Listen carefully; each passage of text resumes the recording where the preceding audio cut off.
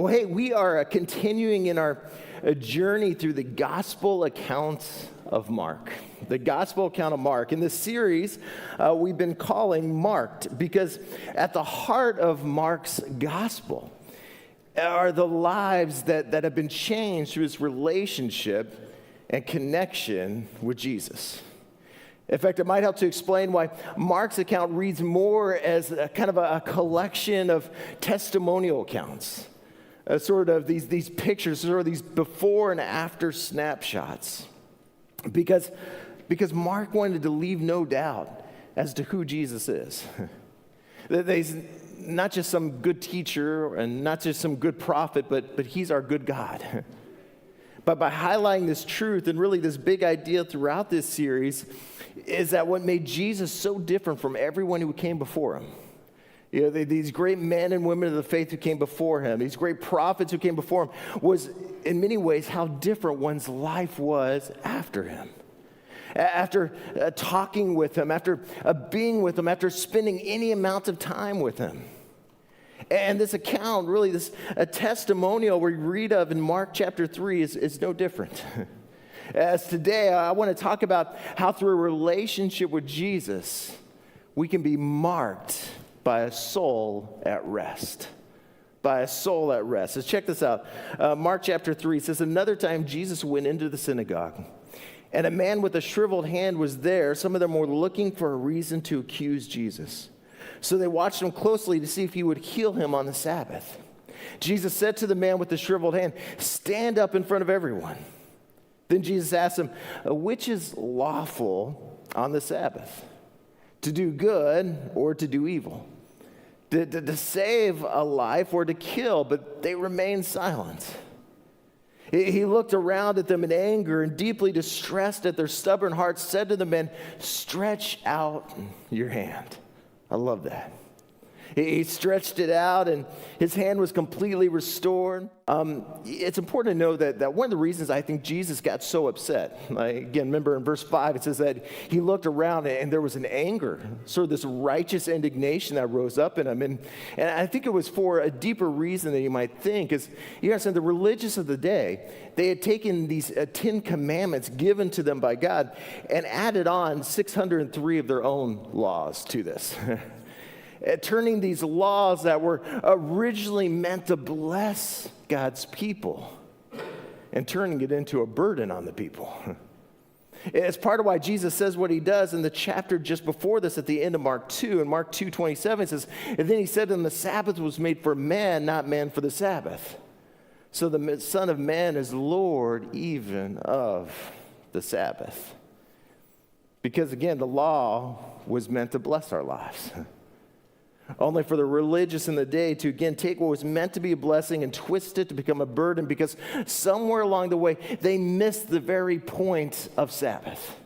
They missed the very point of God's heart behind this call to rest.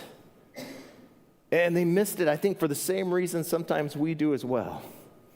And that's that whenever we try to reduce Sabbath down to a bunch of do's and don'ts, to simply a bunch of do's and don'ts. It's look, I usually try to kind of preach out of areas of struggle in my life, areas that I'm, kind of in the process of, I'm really learning to try to get better at, sort of out of my weaknesses. But I need you to know that when it comes to at least understanding the do's and don'ts of like how to get stuff done and also how to slow down, like I feel like I'm pretty good in this area. Like, I feel like I've got a little pretty good grasp on at least the know-how of all this, right?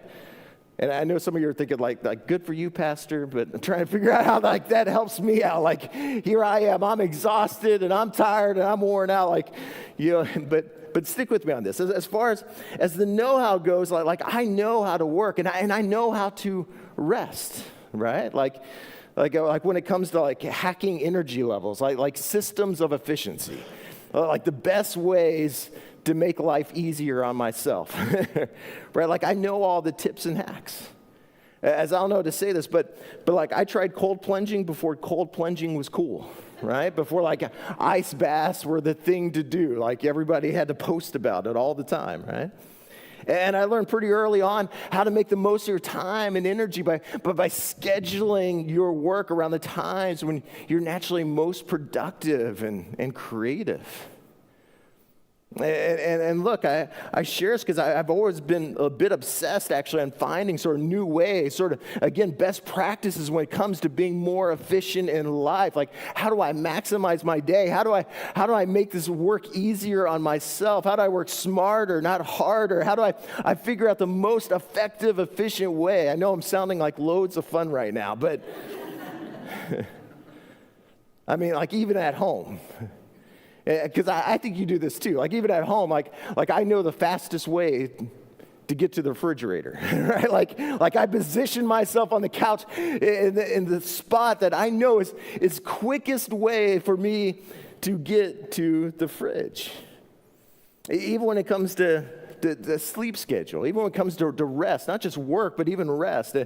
Again, I've heard all the tricks and trends of how to do better, how to, kind of operate on less sleep, if you will. I can remember back in our Vancouver days, I had this buddy who learned sort of this new, sort of weird, kind of trendy way to kind of hack your sleep schedule, how to, supposedly be able to operate on less sleep. And so he started talking to me about this, was telling me, and I was like, well, this, again, I have an obsession with efficiency. And so I'm like, this is interesting to me. Like, tell me more, right? And he goes, yeah, I started doing this incremental sleep program that I saw online, where I sleep for 3 hours a night, and then I take 2 15-minute naps during the day. And he's like, I've been at this for like a week now. It's been doing wonders for me. Like I'm able to go to the grocery store at 2 a.m. Like, they're in Vancouver, they had a Winco, it was like 24 hours. And he's like, it was great. Like there's nobody in the store. I don't have to deal with the stress and the anxiety of battling people to get through. I can just get in there and get out. No crowds, no delays. And as he's talking about how productive he is, I'm doing the math. Like, this is sounding really good to me. I'm thinking, wow, if he's able to get away with sleeping for only a total of 3.5 hours, like if I did that, how much more could I get done? How many more activities could I do? And then I was talking to a friend on staff at the church that we were at, and he was a retired pulmonologist. He was a sleep doctor, if you will. And I was telling him about this friend of mine and this sleep hack that he was trying. I was like, hey, he sleeps like 3 hours a night, takes 2 15-minute naps through the day, and he's great. And so I'm sharing this when he stops me. He's like, hold on, tell me that again. He sleeps 3 hours and 2 15-minute naps. I was like, yeah, it's incredible. I'm thinking of giving it a try. And he goes, kid you not, he just looks at me and goes, oh, that guy's gonna die. like there's no conversation around it, just simple as that. Oh, he's gonna die. And I'm like, wait a second. Like, what do you mean? Like, oh yeah, I give him 2 years. Like your body can't handle that. He's going to die, which I was like, should I tell him? He's like, yeah, probably, right? Like, probably be a good idea. But again, I'm good with this stuff, all right? And part of the reason I share that story with you is how many know that you can be doing good and not doing good. You can be doing good in life and not actually be doing good. Again, I know the how-to. I know the how-to to get the most out of my work, and I know the how-to oftentimes when it comes to rest. Like, man, I feel like I'm an expert at this. Like, it started all the way back in kindergarten. Remember nap time? Like, oh, man, that was awesome, right? And in fact, I love nap time so much, I carried it on. I don't even know how this thing works, but I carried it on. I carried it on into middle school. I would just put my head on my arms, on my desk, and go to sleep. Carried it on in high school, carried it on in college. I'm pretty sure I broke the record at University of Oklahoma for most hours slept through lectures. In fact, my wife says I'm still a pro at this today. Like, I don't know if anyone else has this amazing ability where, like, the football game's on, and within less than 5 minutes, I can go on for a full-on conversation with her in this football game and just be out.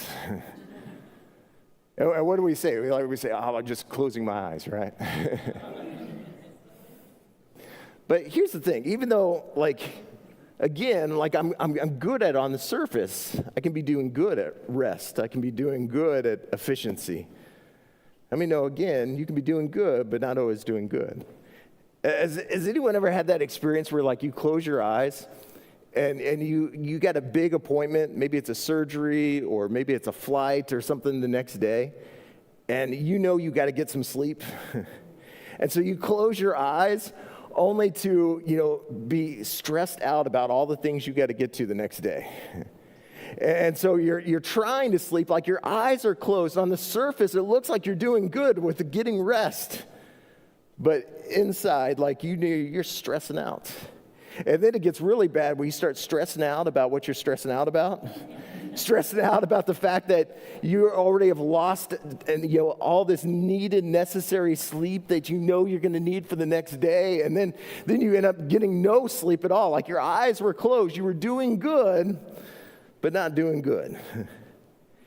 And here's why I bring this up, is because when Jesus really talks about rest, he takes it so far beyond just a bunch of do's and don'ts. So far beyond just a sense of technique, if you will. In fact, interesting enough, we're going to also kind of spend some time with looking and kind of unpacking this passage in Mark 3. Also in another account of this same story and the same interaction in Matthew. And in fact, in Matthew, at the end of Matthew 11 and into the start of Matthew 12, we get a few more details. As I mentioned at the opening of the series, sometimes one of the best commentaries, often the best commentary on the Gospel of Mark. How many know the other gospel accounts? Right? And so, and this is very much the case. Check this out. In Matthew 11:28, Jesus starts off, he says, come to me, all of you who are weary and burdened, and I will give you rest. And take my yoke upon you and learn from me, for I'm gentle and humble in heart, and you will find rest for your souls. For my yoke is easy and my burden is light. I love how he starts it off. He says, come to me, all you who are weary and burdened. Some translations say heavy laden. In other words, Jesus kind of really breaks it down into two types of fatigue that we all tend to experience in this life. There's a fatigue that brings weariness, right? And there's a fatigue that burdens us. Or put another way, there's overextended, and then there's overwhelmed. There's a physical exhaustion to the work that I'm doing, the amount of stuff I have to carry out, but then there's an emotional piece too. There's that exhaustion that goes much deeper than just simply a day off or a vacation. There's this fatigue that feels like it's a chronic fatigue in our life. That no matter how much time I take off, no matter how many times, how many walks on the beach I go for, just seems like it's constantly there. And I love this because Jesus, he speaks not just to the surface issues behind our fatigue, but he really gets to the heart of it. He starts speaking of this soul rest, this rest for our soul. And so he goes on, he says, take my yoke upon you and learn from me, for I'm gentle and humble in heart, and you will find rest for your souls. Now, a couple things to note here. When Jesus speaks of this yoke, he's referencing really sort of a master set of teachings, or really sort of instructions to live by using this metaphor of a yoke, which in agricultural terms, which the people of his day would have been very familiar with, the yoke was this harness that would really tie or connect two oxen or two donkeys together in order to plow a field. And so when Jesus calls them and ultimately us to take his yoke upon us, he's giving us this picture of what a life that follows his teaching and example leads to. As I put on my notes this way, is you got to understand, Jesus came so that we might live through him, not just die with him. In other words, the good news of the gospel isn't just that he came to make a way for our eternity. He came to make a way through this life as well, even on this side of eternity too. Where by following his lead, what we find is a pace and a peace in knowing that because of Jesus, catch us, the weight of responsibility when it comes to your relationship or your kids or your finances or your business is a weight that was never meant to be carried alone. And that could it be that so much of this fear and this worry and anxiety around is because you've been trying to carry the weight of a responsibility that was never meant to be all on you. In fact, in some ways, this might help to explain the very heart behind why we got this command of the Sabbath in the Ten Commandments to begin with. As you might not know this or not, but do you realize that there's actually two versions of the Ten Commandments that were given on two separate occasions to the Jewish people? As when you think about it, when the laws given in the Ten Commandments, it can seem a little strange, even a little comical. Like there's, of course, the first list, the Ten Commandments, and the commandments are the same. But when it comes to the commandment on the Sabbath, there's a kind of a description in it that varies between these two different occasions when the Ten Commandments are given. There's the Ten Commandments, the Charlton Heston version, when they get it on Mount Sinai. But then there's another time later on that's also given to the people as well that we read of. And there's this slight difference in there. So before we get to the slight variation, though, in this command and the Sabbath and the command of the Ten Commandments, I think we got to talk a little bit about sort of the reason for the commandments to begin with. As again, it could seem a little strange, maybe even a little comical, that I think one of the top 10 commands of God is like, right after like, hey, don't murder, is, hey, take a day off. I mean, it seems a little weird, right? Like, hey, take a break every once in a while, right? After he tells us, hey, maybe not the best idea to go murdering people. And I mean, let's be real. I mean, like if I said, hey, you get to be God for a day, what are the 10 most important things that humanity needs to know? I'm not sure a lot of us would have taking a day off on that list until you realize why the need for the commandments of God, the law of God in the first place. Listen, something you got to understand about the commands of God. The law of God is that God never really commands something that we naturally just do on our own. Like God doesn't waste his breath, doesn't waste his time. He's the ultimate picture of efficiency, telling us to do something that he knows we already naturally do. That's why there's no command in the Bible that says, thou shalt eat ice cream before bed. Because I don't know about you, but I have no trouble doing that. Like that just comes naturally to me. But rest, on the other hand, it takes hard work for me to rest easy. Anyone else in that camp? Like it's hard work sometimes to rest easy.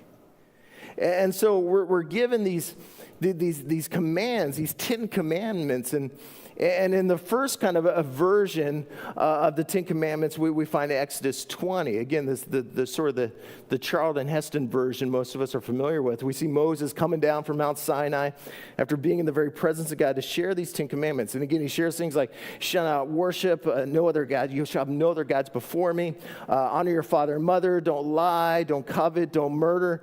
But there's a second time in these commandments that are given to the people in Israel, and we find in Deuteronomy chapter 5. And again, in both counts, they talk about this command to observe the Sabbath, but they kind of talk about it from a slightly different perspective, right? As here they are on the edge of the Jordan, right before entering the promised land, and right in the middle of this top 10 list of commands, here's what it says in verse 12, says, observe the Sabbath day by keeping it holy. As the Lord your God has commanded you, 6 days you shall labor and do all your work, but the seventh day is a Sabbath to the Lord your God. On it you should not do any work. Remember that you were slaves in Egypt. You were slaves in Egypt, and that the Lord your God brought you out of there with a mighty hand and an outstretched arm. Therefore, the Lord your God has commanded you to observe the Sabbath day. Now, this is almost identical to the Exodus version, but with sort of two main distinctions, if you will. First one connects it to creation.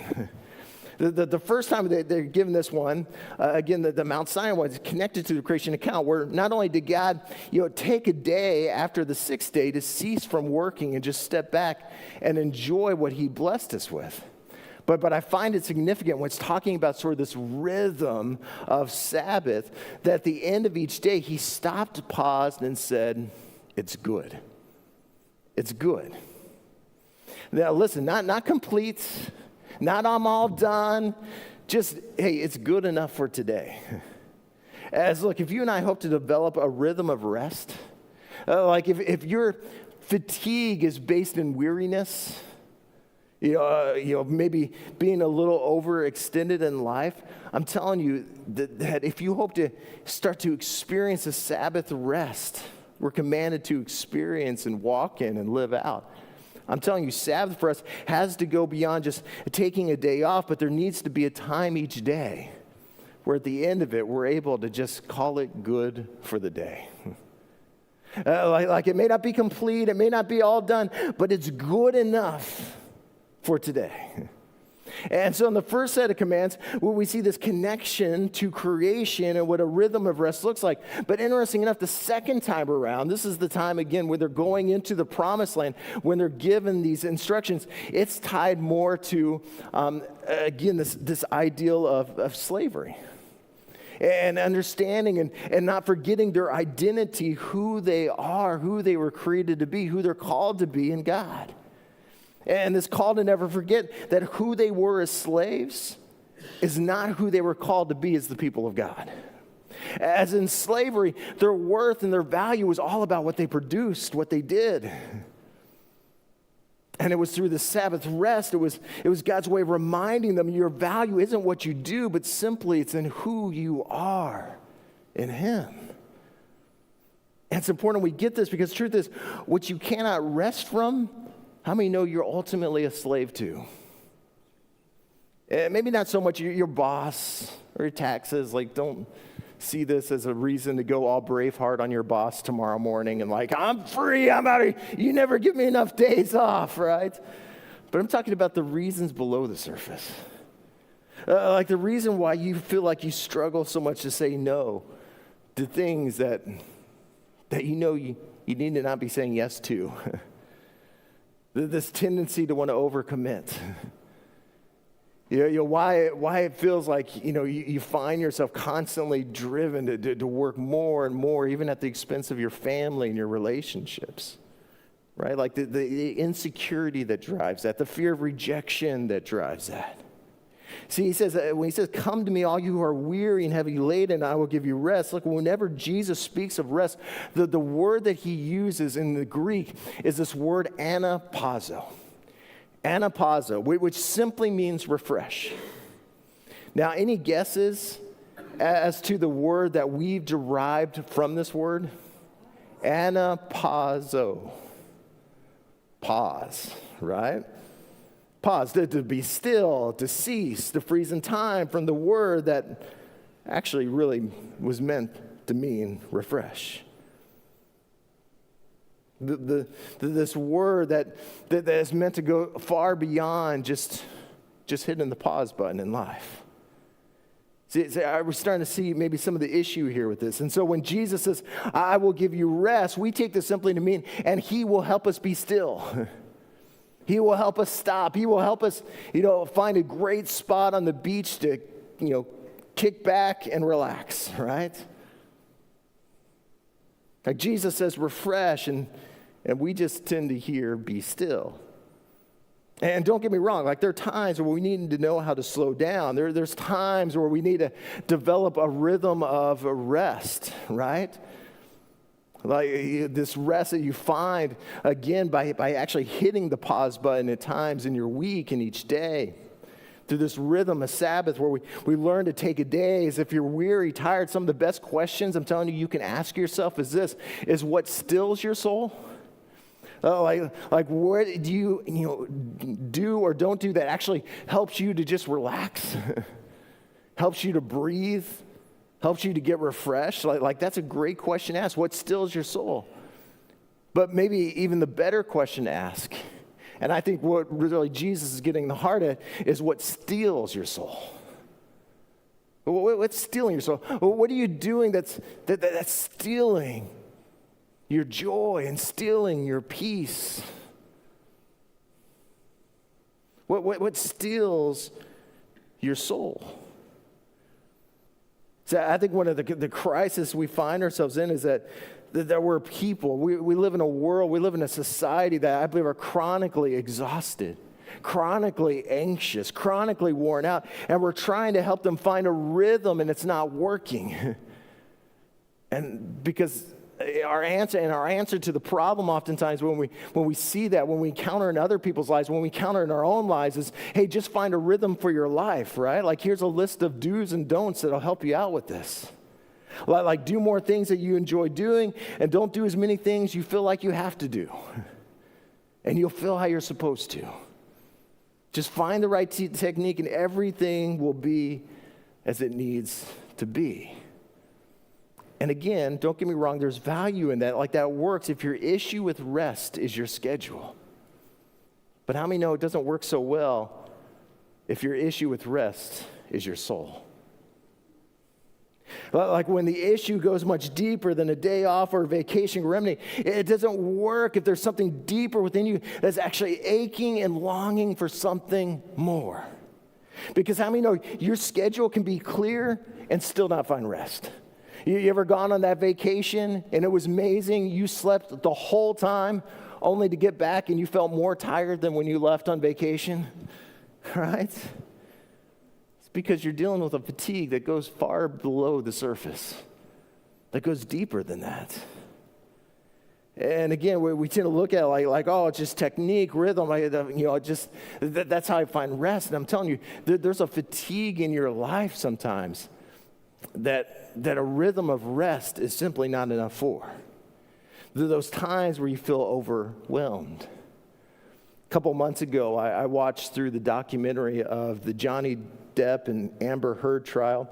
To be clear, this is not a recommendation for the documentary as much as it's a confession.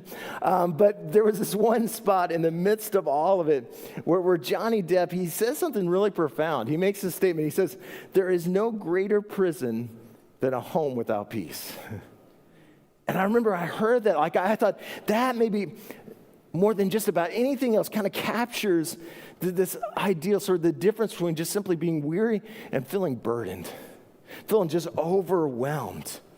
This fatigue, that just this overwhelming, paralysis that it causes. Where that has nothing to do really with your responsibility, it's nothing to do with your schedule, it's nothing to do with any of these other pieces, but it's this, kind of fatigue rooted in the fact that there's something absent, there's something that's missing, that there's this longing that needs to be filled. And if you come to Scripture, you come to church and you're looking for technique, if you're looking for, well, if I just sleep 3 hours a night and take 2 15-minute naps through the day, like that, if I just cold plunge, or if I just, take another day off, right? Or maybe if I just get all the antioxidants in my life. I don't even know what an antioxidant is, but apparently it removes things I don't need, right? You're going to miss out on actually the rest that he's calling you to. This deeper soul restoring rest he calls us to. Because I'm telling you, the answer is not simply in rhythm. And the answer is not a schedule fix. Jesus says, I will give you rest for your soul. That the deepest part of you that feels depleted would be refreshed. The deepest part of you that feels exhausted and worn out would be fulfilled in a moment. Let's just be real. The kind of rest he's offering us is again, it's about meeting a need. It's about healing and restoring a part that, again, surface rest can't cover. Because here's the problem, the limitation of when, Sabbath is simply just about do's and don'ts. It's about technique. It's about, taking a nap. It's how many know, I can't take this everywhere I go. It took several guys to move this in here, right? Like it's a rest I can't take with me. I can't take it with me to my job. I mean, how cool that would be, right? You're pulling up to work tomorrow and you got your easy lounge. You're like, hey, boss, move out of the way. I need some help. I need to get this in there. Like, you can't take it everywhere. But in Jesus, we find a rest that goes with you everywhere. Again, because it's a deeper healing. It's a deeper work that he calls us to, that he desires to do in our life.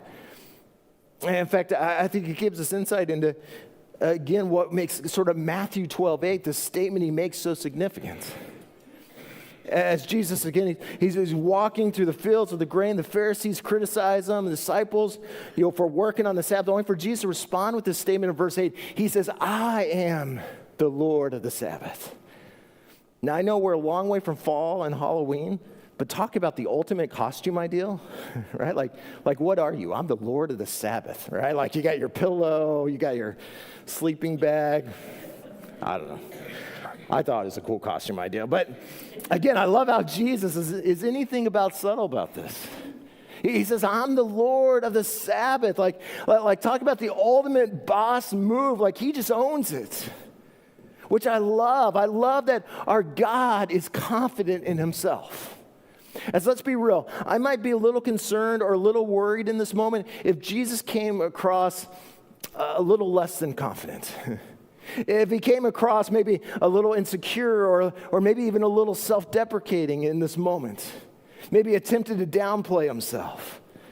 Well, like, boy, like, God, you seem to really got this rest thing down. And he's like, oh, no. Yeah, I'm with you, and I'm still learning, and I'm still trying to kind of figure this whole thing out, right? Like, I'm still trying to get my arms around it. No, he says, I'm the Lord of the Sabbath. Like, God knows who he is. He's confident in who he is. And catch this, because God is confident in himself. You know what that means for you and for me? It means we can be confident in him. We can derive our confidence regardless of what we're going through, regardless of the anxiety and the stress and the storms that we're in. We can find confidence in him. It might have to think of it like this, and I think we can all agree that how many know there's two people in your life that you always want to be a little bit overly confident? Your surgeon and your pilot. Like, if your surgeon is nervous, I'm telling you, rip off the gown. Maybe don't rip off the gown, right? But just get out of there, right? Like, how do you think this is going to go, doc? Like, this heart surgery? Well, I mean, you never know. It's sort of hit or miss, right? Like, no, you want the guy that's going to put you at ease. Like, no, like, I've done a million of these. Like, it's going to be good, right? You're going to be okay. Or if your pilot is scared or looking nervous, looking over the airplane manual as you're walking in, you might want to pick a different flight. As again, here's Jesus. He just puts it out there. He says, I'm the Lord of the Sabbath. And notice when he says that, he's not just talking simply about a day of rest. He means rest. I'm the Lord of rest. In me is rest. In me, you'll find a rest that goes beyond just, a surface kind of remedying the symptoms, but actually gets to the source of the problem. And we see that throughout his life. Like there's this moment we're getting back to Mark in the next chapter over in Mark 4, speaking of this confidence that he has in himself that should, lend us to have the same kind of confidence that we're able to have the same type of peace as well. Where in Mark 4, we see the disciples in the boat in the middle of these stormy waters, and while they're panicking and they're freaking out, Jesus is what? He's sleeping. And I got to be honest, it used to always kind of rub me the wrong way when I first read this story. Like, come on, Jesus, like this does not seem like the time to be sleeping. Like the time to be at rest. Like, it seems a little insensitive. It almost seems a little apathetic. And yet, catch this, the reason Jesus was able to sleep at a time like that is the same reason we're able to find rest even in the most restless times of our lives. Is that he knew who he was.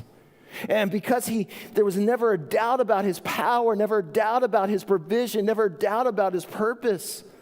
Listen, Jesus never worried about if they were going to make it through or not. And in turn, they didn't have to either. And look, it's kind of like if you've ever been, again, on a plane flight that hits turbulence. Do you know why they put flight attendants in that awkward seating position where they're staring right at you? Again, it's not to just create this awkward conversation, but it's that when turbulence hits, that they'd be the first person you see. And when you see them not freaking out, it puts you at ease to realize, hey, I don't got to freak out either. And that's exactly what Jesus is doing on that boat. He's reminding us, listen, as long as Jesus isn't freaking out about it, hey, neither do I, and neither do you. And look, sometimes my concern is that instead of looking to Jesus for our rest, looking to Jesus for our peace, looking to Jesus for our confidence, we've gotten so focused on technique and thinking the answer is rowing harder because if I can just get through this crazy season of my life, then I'll find rest. Or if I can just keep it together long enough and stay afloat long enough, maybe this storm will finally pass and I can get some rest and I can get some peace. Because if all you move is from technique to technique to technique, if it's just about do's and don'ts and never actually discover what it is to allow your soul to be refreshed, all you're really doing is simply moving from one set of chains to another. Simply moving from one form of oppression to another, simply moving from one storm to the next. And in the process, missing the very heart of what Jesus is getting at. And this promise that he has, not just for the weary soul, but for the burdened, overwhelmed soul, for the one who is not just tired, but exhausted. Forgetting that the invitation that Jesus gives isn't go do that, but it's all you who are weary and heavy laden. What does he call us to? He says, come to him. Come to him. That the solution for our weariness is in him. The solution for that chronic fatigue that you're feeling, it's in him. For the one who's overly burdened and chronically fatigued, he offers this rest and this peace that's found in his presence, that's found in him, saying, I am the one who will refresh you. I am the one who will make you whole. Jeremiah 31:25 says this, I will refresh the weary and satisfy the faint. Because again, your rest is not found in a rhythm of less. Your rest is found in a relationship with him. And that makes all the difference. St. Augustine put it this way. He was a 3rd century theologian. He penned these words. He says, our hearts are restless until they rest in you, O Lord. See, the point of this message, it's not that you need less stuff in your life, need to be doing less, as much as that maybe, just maybe, you need more of Jesus in your life. It's not clear your schedule of all things you don't like, as much as to remind you that you have a Savior who's after your soul, who wants you to find rest in your soul. It's not about checking out, it's about checking in. It's when we allow the sacred into the secular. It's this ideal. Sabbath's about so much more than just vegging out on the couch. It's like, kind of wrap up with this. Do you know there's a difference between passive rest and active rest? If you ever, spend any time playing sports or spend any time in the gym, like there's what's known as passive rest is just sitting on the couch. But there's an active rest, like walking, stretching, that allows you to actually recover faster. That allows you to actually get restored and renewed and have more energy. And look, the same holds true when it comes to our spiritual lives as well. Again, this kind of rest that you find that's less about a day and more about this daily relationship we have with Jesus, this rest that you take with you wherever you go, whatever you're going through. Hebrews 4:9 puts it this way, it says, there remains in a Sabbath rest for the people of God, for anyone who enters God's rest, also rests from their works just as God did from his. Let us therefore make every effort to enter that rest so that no one will perish by following the example of disobedience. In other words, you don't have to keep going down the way of, maybe so many of your friends or so many of your coworkers. just working their life away. Like, work is good. It's a good thing. But you need to know you were made for more than that. That your identity is in who he created you to be. And one of the things he created you to be was a person marked by rest. Marked in a sense of freedom and knowing that my confidence isn't in my best abilities or my strength or my, efficiency to get things done. It's in him. And look, if that maybe sounds like a stretch to you when we talk about this soul that goes beyond the surface to reach down into that chronic fatigue, that's what I love about that story in Mark 3. Is again, here's this guy who reaches out his shriveled hand, and in reaching out, and what had to have felt like a stretch to him, he came to discover was just in reach of God's healing work in his life. Just in reach, that this area that no matter how many times he went to the doctor, no matter how many times he tried to do all the things that everyone told him to do and not do, couldn't ever seem to get restored, couldn't ever seem to find healing. When he had the courage to surrender his life, to look to Jesus for his healing, what he found was this area. What he found was rest and a peace and a wholeness and a healing that, while felt like a stretch to him, was just in reach of God's grace and mercy and goodness. Look, I want to pray for you today, and I want to pray for two groups of people in here today. First, those of you've made that decision. You've surrendered your life to Jesus. And if you're honest,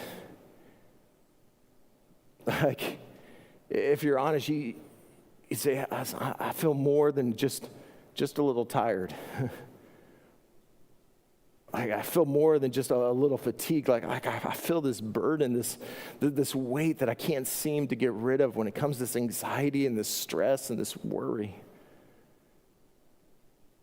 And look, could it be is that somewhere in the busyness of life, you started to look to treating the symptoms as opposed to looking to the source of the solution of this problem of chronic fatigue. Or maybe you just lost sight of this God, of our God, who wants to do a deep, healing, restorative work in your life. But by reminding you of who's in control, that doesn't rest all on your shoulders. That situation at work, it doesn't rest all on your shoulders. That relationship issue you're going through, it doesn't rest all on you. That financial frustration, it doesn't rest all on you. But we serve a God who's right there in the midst of the storm with you. And can I encourage you with this? If he's not freaking out, you don't got to freak out either. And trust me when I tell you, he's not freaking out. He's got a plan. He's got a purpose. He's got a desire that on the other side of this, that you'd have a fresh revelation of who he is. A fresh revelation of his grace and his mercy and his goodness and his might. And so for you, maybe the decision this week is just to take some time to intentionally get alone with him and to just be reminded through his word and be reminded through a moment of worship. Maybe even it's just singing a worship song on your way from church back home. Be reminded how big our God is, how good our God is, that your rest isn't found in a place or a process. It's found in a person, and that person is Jesus. And listen, for you that maybe you're on the other side, that's like this is a totally foreign concept to you.